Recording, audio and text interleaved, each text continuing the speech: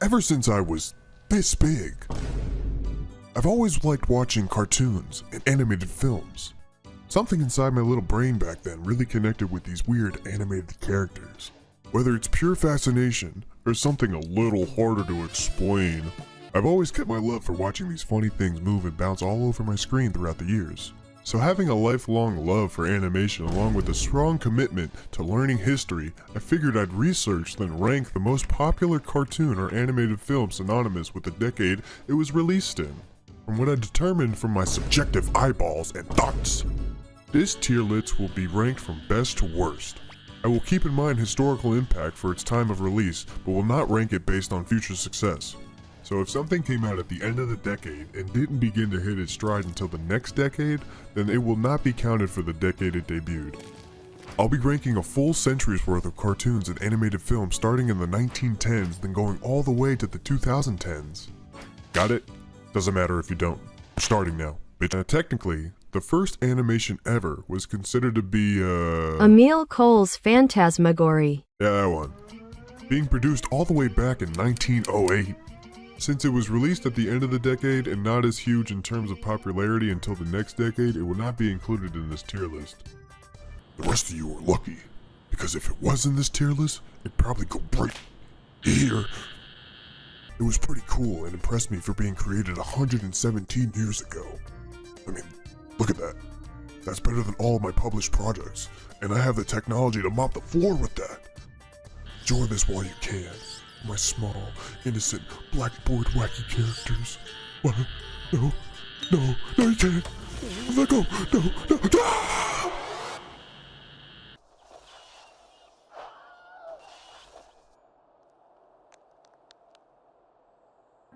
Starting with the 1910s, there were some options to choose from.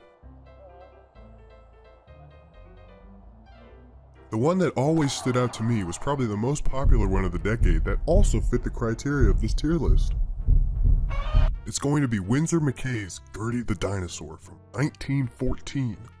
Gertie was a silent short film distributed by Fox Film, which eventually turned into 20th Century Fox that we know today. Being 12 minutes in length and basically a modern day cartoon episode, but the actual animation is only around 5 minutes. Watching the full premiere is a bit awkward without sound, and only having subtitles, but in the context of what's actually happening in the short film, it makes it work for what it is.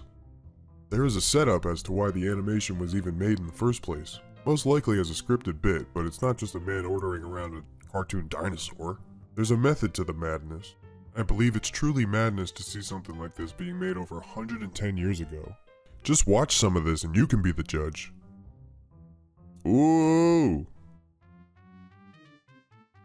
Oh, she throwing it back a little bit. Oh, she a little scared. Ooh. Nice. Whoa, Loch Ness? I guess she eats rocks? And she eats trees, you know? You gotta get your protein and your veggies in. A lot of protein in those rocks, a lot of minerals. That's your curtsy. Ew. That looked a little phallic. Oh yeah, that's some fallacy. I mean, to be honest, the line work is amazing for not being on cell. What is this, like, idle animation? What the fuck is this? Nice. Uh-oh. Oh, yep. See? You always need a chaser, man. Whatever you eat, get a chaser. No, that's what fat people think. Oh, that was her tongue, I guess. Some things are a little hard to distinguish, but I mean, dude, this is made 117 years ago. What the hell are you gonna think? You're gonna be like, yeah, no, I mean, animation sucks. It looks like shit. It's like, no, bro, what? This is amazing for the time. Maybe that's where they got Dumbo from. They were just like, just call him stupid. Oh, she tried to eat him. Oh, you see what I mean? That was pretty good right there. That looked cool. Gertie loves music. Play for her and she'll dance. All right, ready? 3, 2, 1. Bro, she's moving so well, she's fucking skipping frames. Let's go. And the fucking elephant is basically drowning. He's just sitting there. I mean, maybe he could just hold his breath for a while. Jeez. Jumbo. Oh, that's what he was doing. Oh, there was a reason for it. He was just literally holding up. Ooh, fuck. It's a battle. Oh, now she's done. She just tossed the rock and sleeping like a dog. Oh, the dragon. There's now a dragon. That's pretty cool. Gertie will now show that she isn't afraid of me and will take me for a ride. Pause. Wanting to be ridden by a... Okay, so that... I thought that was like an actual guy. But no, it's not. That was, cool animation. That was cool, though. Holy crap. Was I being too much of an animation fanboy, and am I not critiquing the actual artwork fairly? I could be geeking hard off the ink fumes, but objectively, I'd have to put this animation from 1914 in the C tier based on how it still holds up for amateur or college level animation skills. Maybe I'll recreate it for practice one day. Or maybe you will. Do it. Do it, man. Do it, you have to do it. You have to remake Gertie. You must be reincarnated. You do it. Do it, I'm begging you, please. Do it, man. Do it, please. Going forward, I'd like to stick with cartoon TV show episodes for the rest of the list. I believe that if you think movies are to be on this list, then you also think that one single movie outweighs an entire decade's worth of work by only covering one single story. Granted, a movie is worth about 10 episodes in length, however most cartoons usually have a resetting world and rarely tend to continue a topic for more than one episode. I wanted to be as objective as possible with the most highly rated episode from that decade, to see why the folks over at IMDb rated it that high, along with the creativity and overall appeal of the single highest rated episode of each show. I know I'm losing you here, but if this is one of your favorite shows and I say something you don't like, blame me in the comments. I like the pain a lot more than you can imagine. Starting off with a cartoon debuting over 100 years ago today, we have something some people like to call Felix the Cat. Now Felix was basically the first Mickey Mouse before Mickey Mouse, first premiering in theaters 5 years after Gertie the Dinosaur in 1919. Meaning it was still within the silent era of films and animation.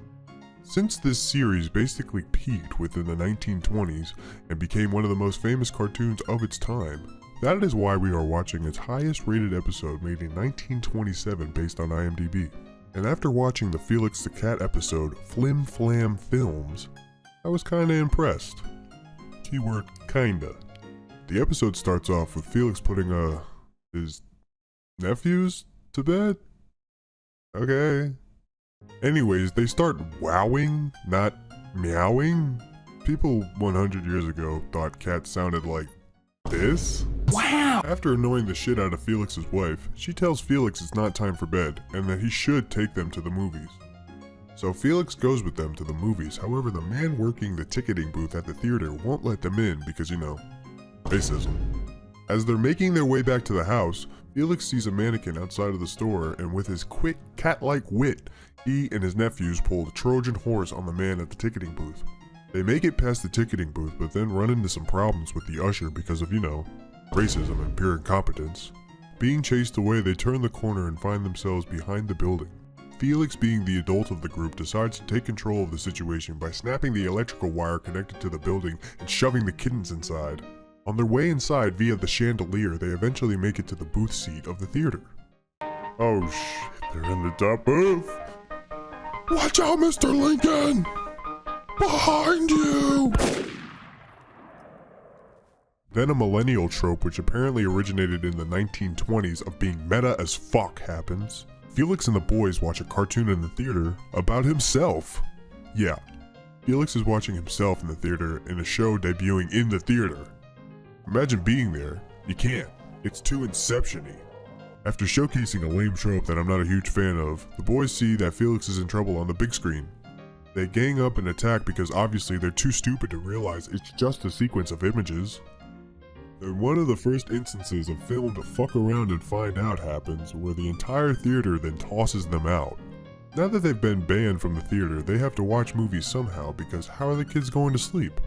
Well, after shading out a functional camera, Felix starts filming the interactive world around them. To me it feels real, but experimental, and some weird observation of human nature. Eventually, Felix sees an anthropomorphic cat bitch jumping off a diving board into a lake. Felix is then immediately infatuated with this other cat lady where he continues to film and then decides to go over and spit game to this fine shit. Foolishly! Felix does not put away the camera, or at least turn it towards a different direction, setting up his nephews to film his Riz with the fine cat shit.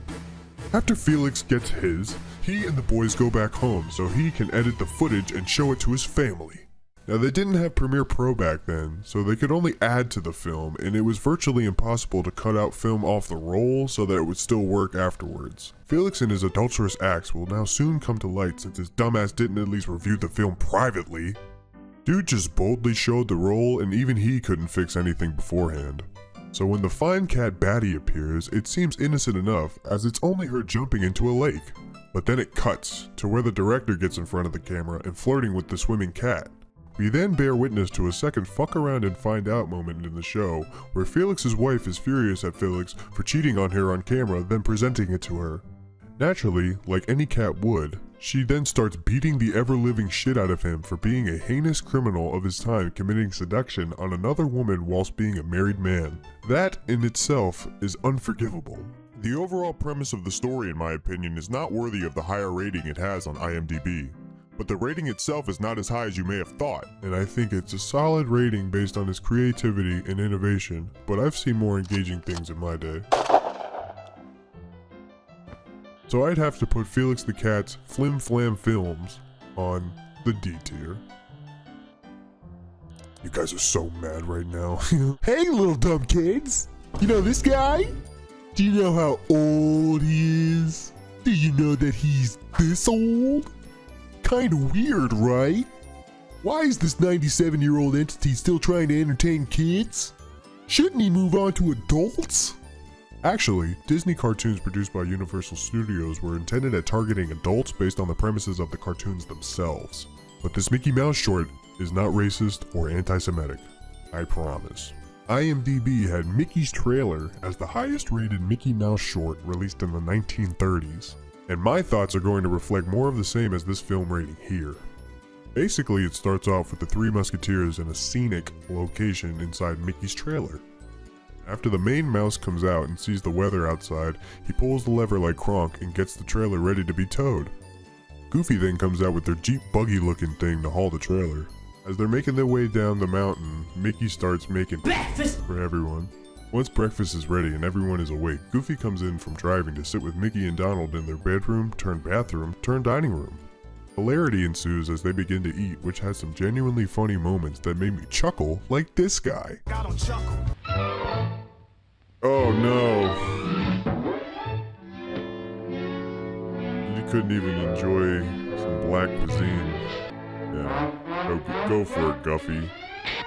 Oh, Jesus Christ, Goofy, you're dead. Goofy, it's over. R.I.P. Goofy. R.I.P.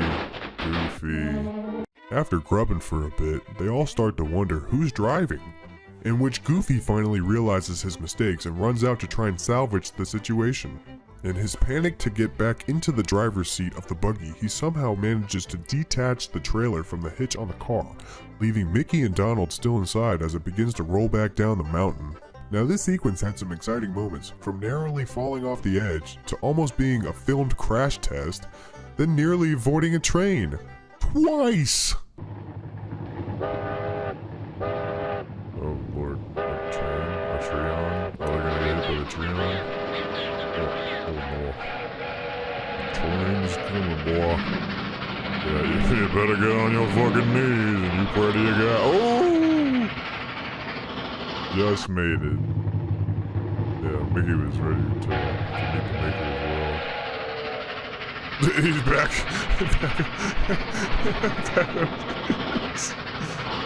Then, after hitting a bump, the trailer begins to start rolling down the mountain, but thankfully, Goofy is right where his and their paths intersect, and the trailer becomes reattached to the hitch. The episode then ends with Goofy saying, "Well, I brought you down safe and sound."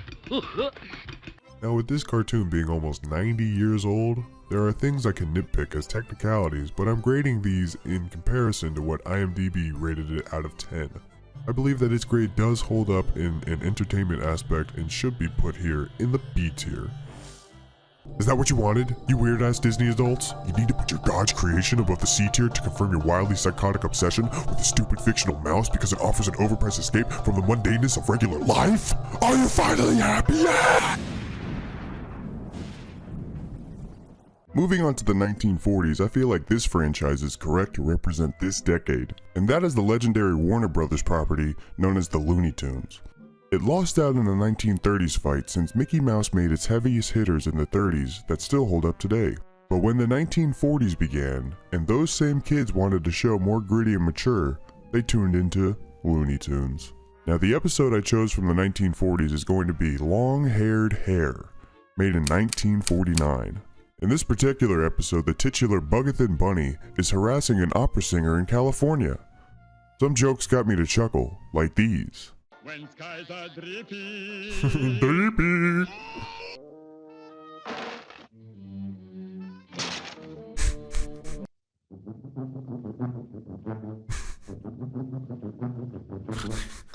Jones! Mr. Jones! Wait! Oh, you're my swooner dreamboat lover boy. What the fuck? Mr. Jones. Why does he keep, like, dealing with this shit? Leopold! Leopold! Leopold?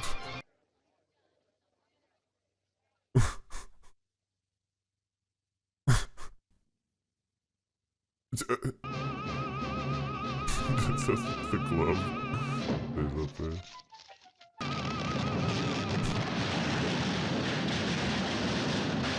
Oh, a rapid demolition. The overall animation and funny creative physical jokes made were good, but not good enough for me to see how it got its high rating on IMDb. It was an enjoyable little piece of media, but I believe it should be placed in the C tier. All of you are so pissed because you rank Lola Bunny a 10 out of 10, you frickin' furry loony goons. The 1950s show I selected was Tom and Jerry. Yes, it started in 1940, but it lasted 27 straight years. The episode I chose was Mice Follies, that aired originally in 1954. Mice Follies follows Jerry and his little nephew Nibbles turning the basement of the house they're in into an indoor ice skating rink. Watching this as a kid, I was solely rooting for the mice since Tom finds out and tries to ruin their fun. But now viewing it as an adult, I've completely switched sides. I was wanting Tom to get the two of them and eat them both whole. If a pair of mice flooded and then froze the water over in my basement just so they could do a little gay-ass ice skating routine, I would turn into Israel and bomb the shit out of them. Lo and behold, the episode is filled with goofs and gaffes from the mice escaping Tom's clutches. Surprisingly, the rational and level-headed Tom is defeated by ways of freezing. Now you know what can happen from watching this episode. Put this episode in the F tier. Yep, Tom loses, F tier. Next we have what Gen Z knows as the Gummy Guys. I was so stupid as a kid, I thought that the show The Flintstones was made to sell demons. Thanks to the Boomerang channel, generations beyond the 1960s were able to connect the dots between those gummies their moms made them eat before school to the actual show they came from. And now, we'll be taking a look at IMDb's best rated Flintstones episode called Dr. Sinister. Now the Flintstones is interesting in the progression of animation and showrunning itself. It seems to me that the 1960s was a decade filled with changes both good and bad that still have lasting effects all across the world to this day. So it should come as no surprise that Hanna-Barbera wanted to change the game in the world of cartoons. Going from traditionally used slapstick comedy to keep little kids entertained, to more written and spoken jokes in a sitcom for all ages. Was it better? I'm sure it worked back in the day for the audience they targeted. That's why we see the brand still relevant 60 years later. But would it work in today's fast-paced and low-attentive society? Well, that's what the tier list is for. But let us see the best episode that IMDb has rated for the Flintstones, and if it was truly that good to justify the brand staying relevant nearly 60 years after the show's ending. So when the episode starts with a cold open of Wilma and Betty curious where their husbands are, we're cutting to a plane where the men are tied up and captured. But when the episode starts with the cold open, then jumps to the beginning of the story where the men are watching a relevant reference to the times.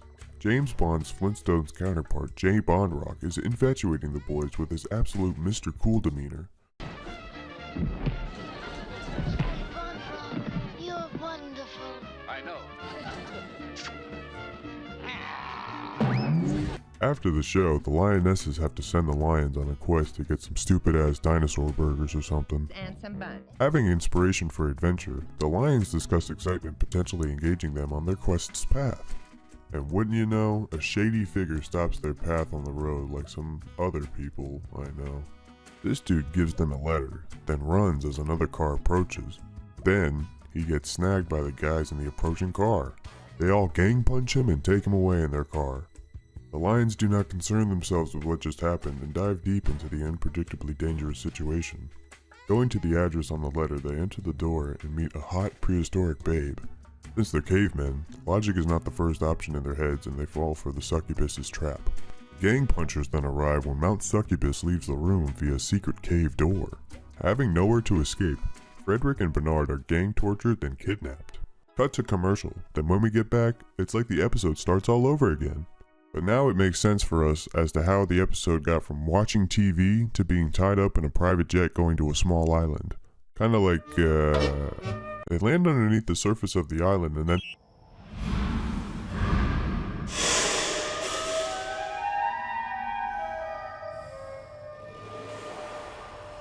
I think I smell here.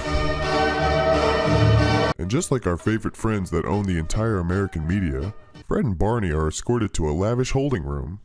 Soon after, Madam Yes comes walking in and making me wanna... Sorry. She gives Barney some soup, then dips again, saying the classic, I'm much too important to be captured. Right after, the ultimate goy shows up on the TV in their room and asks for more information about the letter, well now, plans they were given. But like all cavemen, they don't know shit and by turn are knocked out for it. There's a cut back to the house with a family that shows the women getting mad at the men for being late and missing dinner time. Just for it to cut to a joke about enjoying themselves where we find them tied up on a table with the swinging axe lowering. They eventually escape to continue their quest and then run around looking for the exit. It takes a minute, but they eventually find the fine cave shit locked up on a wall. She then tells them that they need to get the key from the sleeping guard to release her. Because she's a fine cave shit, of course, they risk their lives to save her, like real cavemen would. However, the prehistoric baddie makes her third escape, leaving the timid lions to deal with an angered security guard. Unsuccessful against the security guard, they are presented to Dr. Sinistine, and of course he has a manipulative deal for them that has so much hidden interest that can result in death. Facing their interest charges since they tried to escape, they have only one option to save their asses. Judo, chop, chop, judo, chop, chop, judo, chop, chop, judo, yeah, yeah, judo, yeah. Okay. The avid J. Bondrock fans then run all the way to the room that Dr. Sinister has his world destruction machine in. Our episode's plot progression device then shows back up to have one of the men activate the self-destruction device for the island they're on. She then has a change of heart, allowing the men to escape with her in her secret cave doors.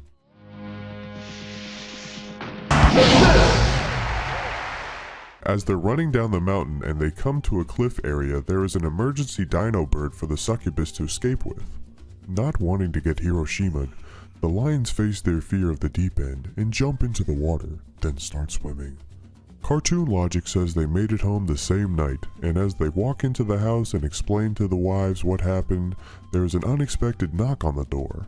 As they answer it, like all succubuses out there in the world, this one returns with the honeypot to lure the men in with a dire situation she is in. Fred says, "Be gone, son!" and immediately starts boarding up the door right after it slams shut in her face. I think that it was a nice ending for the longest single episode so far, but just because it ended clever does not mean it can rank any higher on my list. I just feel like the majority of the jokes in this episode were severely dated. I enjoy Jay Bonrock's humor, but when there are written jokes a couple times every minute, and having to appeal to a child audience along with being in a primitive format, I just don't think a lot of the jokes land as hard with me and most likely my generation as they did back in the 1960s. I'm going to kiss this right here in the C tier. I don't think it lived up to its IMDb rating, but hey, at least it's not, here. Going into the 70s, I tried to pick a show that could represent the decade to the best of my knowledge. And that's why you may also believe that it's going to be Scooby-Doo, Where the Fuck Are You? Bruh. Yeah, no shit, it's this kooky gang of wacky characters. Am I lying? No! A night of fright is near the light. Smacking off into our next plot, we have the mystery gang driving the mystery boat through a fucking painting to a freaky looking island. What's up with these shitty islands, man? What the fuck? They read the letter directed at Scooby that invites them to the island itself from an old friend. Once they arrive, they're greeted by a helper of the mansion on the island. The butler guy or whatever then introduces everyone to the members of the family and friends that were invited to the island. The literal Colonel Sanders, but dressed as a Confederate, was the previous owner of the island and has an inheritance to give to anyone who is invited to the island and lasts a full night inside the mansion. The 70s Mr. Beast tells everyone about the challenge via vinyl record. They start the challenge in their individual quarters, ready for bed and about to go to sleep. But as Scooby is bathing himself, something a little creepy happens, pulling him into the wall and then down a slide. He meets one of the antagonists in this plot, the big green scary ghost. Using his signature move, he scares the fuck out of Scooby so that he runs right through the door back up to his quarters with Shaggy and Fred. Scooby stupidly takes them to the bathroom to check for irregularities instead of just back down from where he came. Naturally, Shaggy and Fred don't seem to notice anything fishy and conclude that it's time to go to bed. Commercial break hits and then we see the antagonist emerging to haunt the residents of the mansion, scaring off one of the contenders for Colonel Sanders' inheritance with everyone else in fear of potential death from the terrifying green ghost. The disturbance attracts the remaining guests to enter the room of the contender who left, where they find a note on the mirror from the hellish entity. Using miscellaneous items found in the mansion, they try to make a dummy Scooby for the ghost to come into the room, then be pushed down the stairs. Being the witty ghost it is, and seeing Scooby and Shaggy clutching to the pipe running up the house, he goes up one story to push said pipe over with the two attached. You'd think the nerd of the group would just let them fall and not endanger herself, but we have more of a Millhouse situation going on here. She brilliantly grabs onto the pipe with them and falls into a cave, getting trapped down there. They then continue through the cave to see if they can find a way out, and initially I wasn't prepared for what I witnessed next. The footprints go in there. Like, wow. Like what? Oh my god, nice! Let's go! Yeah, well, if this guy's any indication as to the major theme of this episode. After relearning history for a bit, the trio eventually find an elevator back up to the mansion. Meeting back up with the Lovebirds, they all discover that the remaining contenders have left the mansion without a trace. Maybe there would be a trace if these two prioritized their jobs instead of their genitals. Regardless, they keep exploring to try and find answers as to what's going on inside the mansion. They find an organ, then have to play a certain tune for a secret door to open. That kinda reminds me of, something. Scooby then plays a Moonlight Sonata himself to find the secret passage.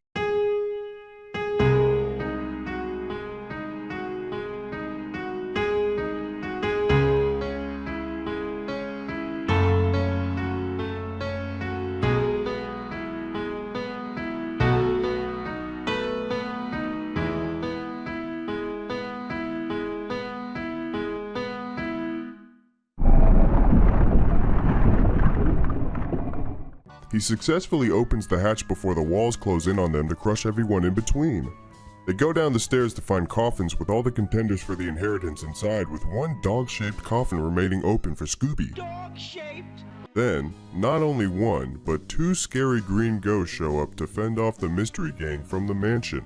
Shaggy and Scooby then break off from the group to escape the two ghosts, with obviously hilarity ensuing, of course. After running around for a while, adding in silly jokes both written and physical, the stoners hide in the closet where they find outfits from the 1800s. Opening the door to the two ghosts, Shaggy unknowingly expresses this line here that essentially saves the day. Like, grab your partner! They both dance them to the open hole in the floorboards, defeating the ghost unable to terrify any longer. Or so we thought. The gang figures it's only a matter of time before they return, then sets up a booby trap for the ghosts. But like some 70s stoner idiots, they leave the dog to man the fan. Guys, it's in the name. Man the fan, not dog the fan. Either way, they dogged the fan. And luckily, everything played out how it needed to by chasing away the ghosts with their newly invented washer plane. Eventually capturing them in its cycle, then calling the police, where it is revealed to be the butler guy, Mr. Creeps, and his partner, Mr. Crawls. So as Scooby is the final contestant in the 70s Mr. Beast challenge, he is gifted his reward, as it is Confederate dollars in a suitcase. Hey, nowadays, those are antiques, but if you think it deserves an F rating for highlighting the Confederacy, then I'll put it right here, you fucking liberal bitches. Be, bitch. Peace. I chose the Smurfs to represent the 80s, and I think the episode itself is what seems in my mind to be the best option to showcase the 80s as a decade. Anyways, let's shrink down and visit the Smurfs in their quaint little village. Trying to solve the problem of too many Smurfs being busy to hang out with Handy Smurf, Andy then decides to make a Smurf bot that can do everyone's tasks and chores for them. Everything is going great until Millhouse Smurf decides to take a peek on the inside of Clockwork Smurf. In a boneheaded move, he destroys the gears to make Clockwork Smurf work properly. The Smurf bot then goes haywire, displaying the reason I would always take precaution for artificial intelligence being installed in capable robot soldiers similar to humans. The whole Smurf village then has to team up to take down the screwed up Smurf bot without anything else being destroyed or killing anyone. Once stopped, Handy takes the battery out of Clockwork Smurf and he is then thrown away as a result of what happened. In the night, a Frankenstein's monster situation happens where lightning strikes somewhere and then somehow it makes the Smurf bot come back to life without a battery. After realizing he's been thrown away when he woke up, he decides to dip from the Smurf village. He discovers a castle and does the thing I used to do in Ocarina of Time when I would get on the edge of the drawbridge and ride it up. Once inside, he has to avoid being spotted, so he hides inside a bowl of gruel.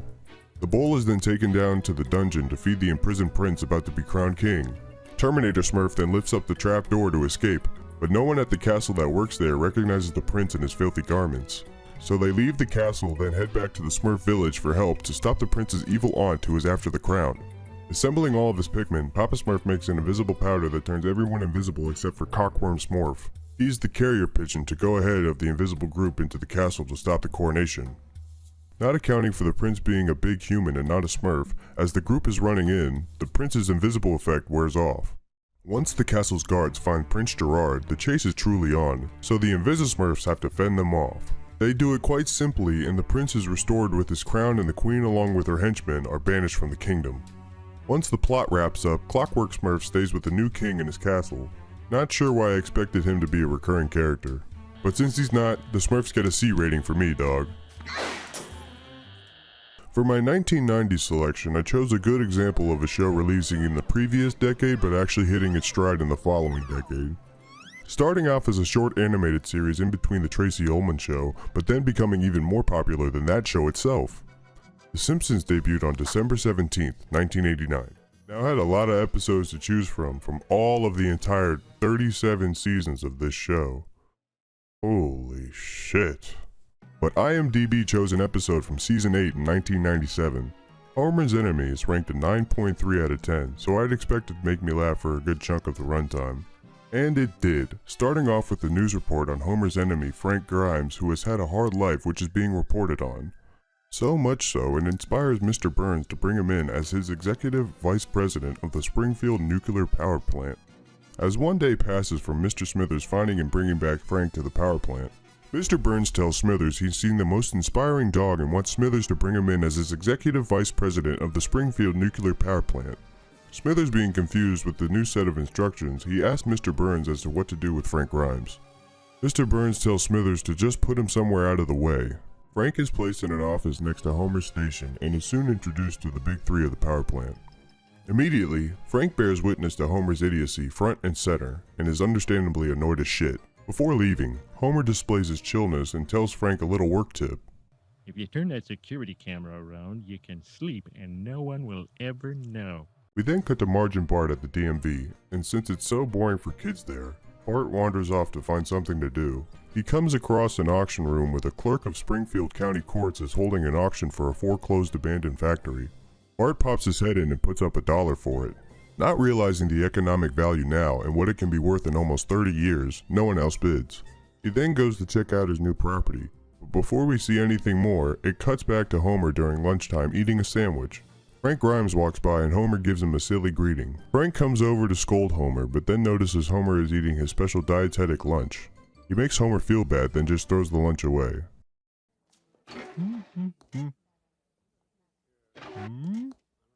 We then cut back to Bart now exploring the abandoned factory.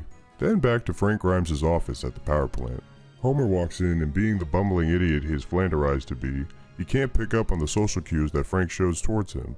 When they are talking, a danger warning pops up at Homer's station, which Frank tells him it's a 513. So, what's new, Grimy? Simpson, you got a 513. No, a 513. In your procedures manual, a 513? Look at your control panel. Oh! A 513. I'll handle it. A 530. Oh my god. That got it. Jesus Christ. We cut back to now Bart's office at his factory, where he notices Milhouse walking by out of his window. As the natural go-getter that he is, Bart calls to Milhouse to see if he wants a job or not. Hey, Milhouse, you want a job in my factory? You don't have a factory. Hey, I'm a busy man. You want a job or not? Okay. Back to the power plant where Homer is in the break room showing how he keeps his figure by shoveling carbs, and more carbs into his face. The bystanders watching say he looks like a pig while eating, but he actually looks more like a duck. Frank, being one of the bystanders, learns that Homer is the safety inspector of their facility.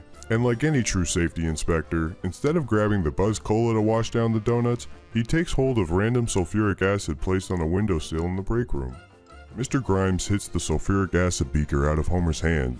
In result, it hits the wall, disintegrating a hole out of it. Mr. Burns walks by, and when he sees the wall, he becomes furious and asks who made the hole. Homer snitches on Frank, and then Mr. Burns calls him into his office, where he docks Frank's pay for destroying his valuable wall. How dare you destroy my valuable wall and spill my priceless acid? Did you really think you were going to get away with it? Frank then goes to Simpson Station, where he announces for everyone that Homer is now his enemy. Realizing he has been declared an enemy to Frank Grimes, Homer goes to Moe's to drink off his sadness. Homer consults Moe on how to solve his problem, so Moe tells him to invite Frank over to dinner to bury the hatchet and become friends, allegedly. Well, why don't you invite him over to dinner? Turn him from an enemy into a friend. Then when he's not expecting it, BAM! The old fork in the eye. Homer instructs his family to be on their best behavior. They all agree to, and soon after, Mr. Grimes arrives to the Simpson household. Frank comes in and notices how much the Simpsons have, when he knows how truly incompetent Homer is, telling them he was on his way to his night job, just to barely afford a small apartment in between two bowling alleys. Frank becomes very frustrated, and tells Homer that he is what is wrong with America before greeting his family, then leaving. The next day starts with Bart and Milhouse at the factory doing work, and basically screwing around. We're then back to Casa de Simpson, where Marge finds Homer in the car. She's puzzled because it's obviously past clock-in time and he's still in the driveway. Marge asks Homer what's good, and she realizes Homer is still thinking about what Frank said last night. She tries to console Homer, saying he can fix his issue with Frank if he just acts more professional at work. Homer realizes Frank is just acting like a nut job, but agrees to act better at work for Frank to like him. The next scene then starts at Homer's workstation, where Homer is truly displaying his professionalism, eating his morning donuts with a fork and knife. Frank passes by, and Homer greets him in a very kind and professional manner, but explains he'd like to get back to work and continue the conversation during a designated break period. Frank then walks into the break room to see Lenny and Carl. He starts complaining about Homer, but they ask what his issue is with Homer. Baffled by the question, Frank has to bring up analytics to show how bad Homer is at his job, and has gotten worse every year since he's been hired. Lenny and Carl mogged the fuck out of Frank by simply not giving a flip about anything he was saying. I would die a happy man if I could prove to you that Homer Simpson has the intelligence of a 6-year-old. So, how you doing? Frank notices a flyer for a children's competition to make a model of their own power plant. To prove his point, he decides to cut out the child-friendly section on the flyer and places it at Homer's station. Homer then finds the flyer to rush home, telling Lenny he has to leave to work on his power plant model.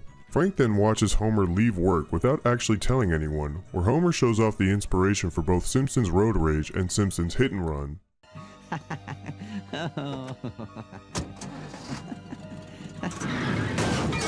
Oh, God! Homer begins to work on his power plant model, but before we can see, it cuts back to Milhouse doing work for Bart at the factory. The horn blows, signaling that it's quitting time, but before Milhouse could leave, Bart convinces him to stay as the night watchman for the factory. The morning after, Bart walks up to the factory to find out it had fallen down within the night. The various rats seen throughout the factory all move across the street into Moe's bar, and for me, I'm glad I didn't stay there for too long on my last trip. We're then right back to the power plant for the Children's Nuclear Power Plant Design Contest, where Ralph starts off with a Barbie-type household which does not win. Martina Princess then walks in with his nuclear power plant model that is actually powering the room they are all in. Mr. Burns is not impressed since it is too cold and sterile, asking the little bitch boy, "Where's the heart?" Where's the beef? Mr. Burns tells him to get off his property, so he then wheels his abomination off the stage. The final contestant we see is Homer with basically a first grade level science fair project with some bullshit it doesn't need and some design that looks dumb. Mr. Burns buys the bullshit and rewards Homer with first place. After seeing Homer win, everyone celebrates except for Frank Grimes, who goes absolutely insane trying to display how he sees Homer act at work, explaining in the process what he's doing, but does not have Homer's luck and dies touching 2 high voltage wires with both hands. At his funeral, almost everyone important is there, but Homer is sleeping and further disrespects Frank Grimes by telling Marge to change the channel in his sleep. With the episode ending and everyone laughing at the funeral as Frank is lowered into the ground, I will have to admit this episode had me doing the same. Not about his death, but about some pretty good jokes that I believe make this episode fit to be in the A tier. I don't know. Pigs tend to chew. I'd say he eats more like a duck. The duck? Lisa, be perfect. Okay. Marge, perfect. Bart, perfect. Other kid, perfect. Fine. What do I have to show for it? This briefcase and this haircut. And what do you have to show for your lifetime of sloth and ignorance? What? Everything! What? A dream house, 2 cars, a... Oh, God. That a man Homer drove a man insane, man. What the fuck? Even though Frank's agonizing Jeez, that's so tough. cut short, I'm sure he's looking down. Yo. Change the channel, Marge.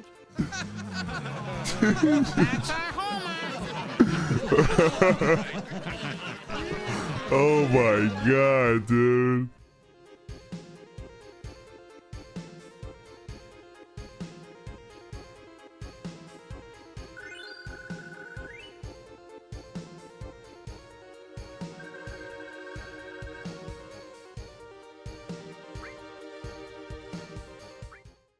Now we got a little treat before we finish this thing off. Thanks to streaming trying to mimic the television 30-minute time block, you get 2 episodes for the regular time of 1. And it's SpongeBob, you lucky bitch. There really is no argument against this pick for the decade. So you need to be grateful. Get down on your knees and thank me right now. I'm watching you through your webcam and your phone camera, and half of you aren't. You better get down, or I'll end the video right now. You think I won't? Cool, just give me a reason.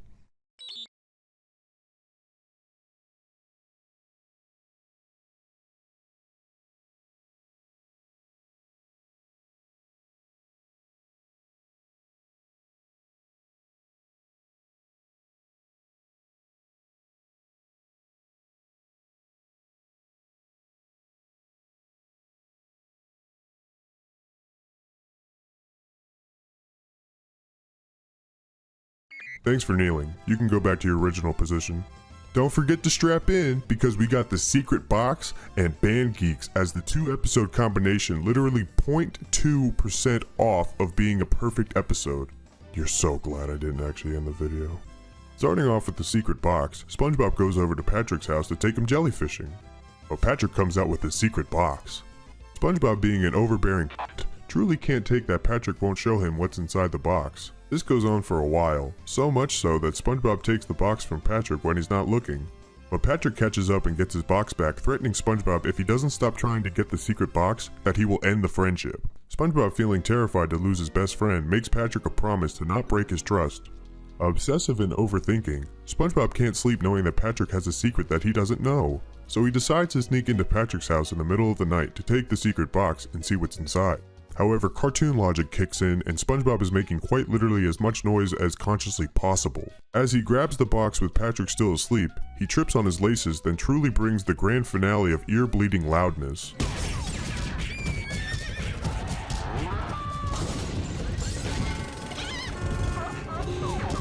He whispers a little, "Gee, Patrick sure is a heavy sleeper." Who said that? Who's there? Patrick then wakes up and is ready to take a life if he has to. SpongeBob reveals himself, with Patrick then telling him the friendship is over. But then, like the true genius he is, Patrick just stops caring about the secret and lets SpongeBob see what's inside. Patrick Stein starts laughing after SpongeBob leaves and shows off that the string in the box was actually a latch to open a secret compartment in the box. And just like SpongeBob predicted, it's an embarrassing picture of him at the Christmas party. But there's no time to rank this episode right now, we gotta move on to Band Geeks, then we'll rank both at the end. Starting off at Squidward's, we hear a cat dying in the midst of the ocean, in which the local veterinarian knocks on Squidward's door because of the noise. Squidward slams the door because he cannot deal with that sick of a burn, but luckily for him, the phone rings. And oh goody, it's Squilliam from band class. What does Squilliam have to say, Squidward? It's big and valuable. Squidward, being offended by Squilliam's rude and snarky comments, is determined to get a band together and ready for next Tuesday's Bubble Bowl, putting up flyers around Bikini Bottom to convince our main cast of characters into participating in this marching band. The night of the first class, it seems like the whole town shows up for Squidward's instruction. Some fish show that they are experienced musicians, and some people exclaim they are newcomers but not exactly saying it. Is mayonnaise an instrument? No, Patrick, mayonnaise is not an instrument. Horseradish is not an instrument either. The first session is actually starting promising for Squidward on his quest to best Squilliam Fancy Song. However, the newcomers show their newcomerness. But Squidward, ever so determined and motivated to bring this group to be the best they can, keeps pushing. However, a Patrick decides to misunderstand instruction and starts a fight with a nearby classmate. The classmate then beats the absolute fuck out of Patrick and sticks him ass first through a trombone. As we eagerly await their return to class, Patrick walks in first and then sits down, but the day ends for us. Day 2 of training starts with the actual march practice on the town of Bikini Bottom. Squidward, lost in his obsessive state to succeed, pushes the flag twirlers so hard that he creates 20,000 leagues under the Hindenburg. Flag twirlers, let's move! Come on, move!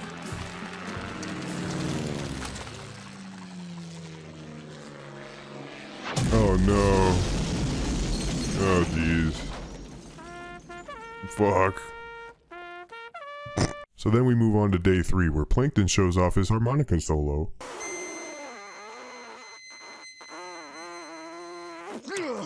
Squidward, still optimistic on the last night of band practice before the Bubble Bowl, tries his last-ditch approach to what may make them sound somewhat good.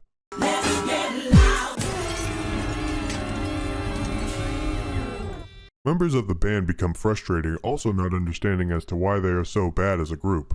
So frustrated that they start fighting over Big, meaty claws! But the bell rings, then class is over, and everyone goes back to being civilized. Before they leave, Squidward is at the door so disappointed in them that he says they'd rather not show up than embarrass him on the national stage. So thanks. Thanks for nothing. You're welcome. SpongeBob, being the ultimate bro, rallies the troops and is the ultimate good luck charm, having such a great practice with the band that, believe me, they're ready, brother. Trust me. Everyone arrives at the Bubble Bowl, and Squidward, being the timid little bitch he is, nervously signals the band to begin. And just like everyone watching this air literally 4 days before 9/11, we all watched and held our lighters up to one of the most satisfyingly great moments in our childhoods that we'll never forget. This is fucking awesome. Hang on, yep, I got mine too. We're going late. Yeah. Yes. Dude, look at Squidward. This is perfect. This is like, yes, Squidward. Now it's time to rank these 2 episodes, separately. The secret box will remain a secret to the S tier and go into B. Good, but not great. What I truly think got IMDb to rate this a 9.8 out of 10 is Band Geeks, and how satisfying it was to watch and see how everything turns out at the end. It was a magical ride and deserves the first real S ranking of the video. Not my all-time favorite episode I had to mention, that'd be Wet Painters, but it is still definitely worthy of an S. You guys are so happy right now. Finishing up an entire century of animated critters and creatures is the show Adventure Time. Now I know Adventure Time has had a hard pull on some people's hearts just from the pure mention of it. But being a show that basically began at the start of the decade, and going for only 2 years shy of finishing the decade, I think this show is an adequate pick for the best cartoon of the 2010s. IMDb chose Season 4's I Remember You as the best episode from the entire show, and we'll definitely find out within the next 15 minutes. Doing a little show intertwining, we have Ice King, in his ice palace seducing Gunter for some reason. The shenanigans end and they both go to the past room. Finding an old diary, Ice King takes out some pages, then plans to go see Marceline in order to write a cool song to pick up chicks with. Gunter tells Ice King she lives in a cave, and they both fly to see her. Ice King barges into her house when the door's wide open. When Marceline tells him to leave, he does the unthinkable and starts to embarrass himself right in front of her. Finn and Jake show up to make sure Marceline is okay since they've tracked Ice King to her house. Your constant harassment of the female gender makes me sick. Tied up already, Finn and Jake are confused as to why she wants him to stay now and ask them to leave. They oblige and leave, but then Ice King goes a little TVMA, if you know what I'm saying. You know, I kinda like being tied up in these cords. Kinda freaky. Soon after, they start working on the song for real. Then Ice King breaks out his diary notes from his beard. Marceline then starts jamming with Ice King, reciting his lyrics. Man boobs are revealed, which should have led to a charge of indecent exposure, but it's Cartoon Network, so I guess we'll keep it rolling. Ice King then starts destroying Marceline's ceiling and acting erratic. He then pushes her, quickly apologizes, then apologizes again, annoying the shit out of Marceline so much so that she drops her apple and starts the track to start singing her feelings. Ice King, being an utter bard since putting on the crown, then tries to kiss Marceline, but his stupidity is kind of subsided by his hilarity. Marceline then discovers his notes before he lost his previous memories. They jam out together for a bit, and Marceline enjoys her time reliving nostalgic memories with the Ice King, but that's pretty much it after. I'm surprised by its shortness and that the episode did not accomplish as much as I expected. Granted, this episode was ranked by itself as the highest rated solo episode of the series, and is most likely in tandem with the episode Simon and Marcy. But I'm a grown-ass man and YouTube is not my full-time job, so you're gonna sit in the B tier and you're gonna fucking like it, you little piece of motherfucking shit. Wow, look at that tier list. Would you just look at it? It's really something, isn't it? You can tell your grandkids about the first ever best cartoons of the decades tier list. Pat yourself on the back for that, partner. You just witnessed history. And I'll leave you here with a prediction. I truly believe within my heart of hearts that if it's renewed for at least 2 more seasons, Smiling Friends will be the best cartoon of the 2020s. My heart! I loved her!